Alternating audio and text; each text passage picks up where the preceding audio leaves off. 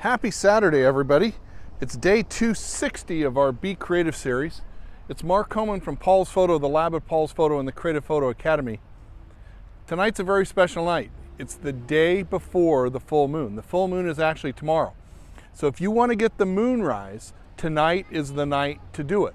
If you want to get the moon set, day after tomorrow, the day after the full moon, in the sunrise, in the morning is when you get the moon setting. So what have we got here? We've got the moon rising above the palm trees. And I actually made my picture about 15 minutes ago when there was a little bit of pink glow in the sky. And it's going to be an awesome photo. Once again, the day before the full moon is when you make the picture. So I've got my camera on the portrait perspective. I've got a 70 to 200 millimeter lens on, the Nikon Z7 with a 1.4 extender. Gives me the equivalent of about a 300 millimeter lens.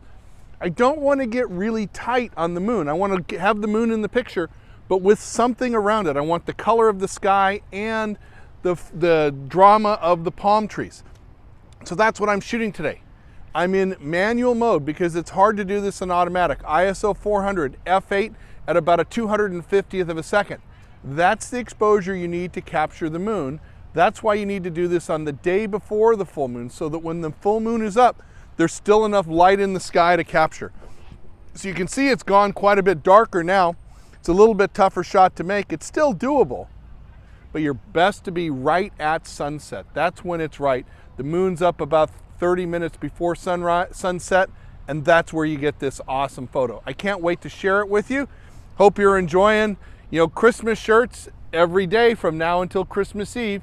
It's going to be a lot of fun. I hope you guys are making some pictures and getting some good results, and you're staying creative with us, because that's what it's all about. And as we go back to stay at home next week, don't be afraid to photograph. Don't be afraid to take your camera out in the yard, in the neighborhood, in the house. We'll be back to doing some setups in the house next week to help you with that. But creativity is what's going to keep us sane. Creativity and photography is what's going to get us through.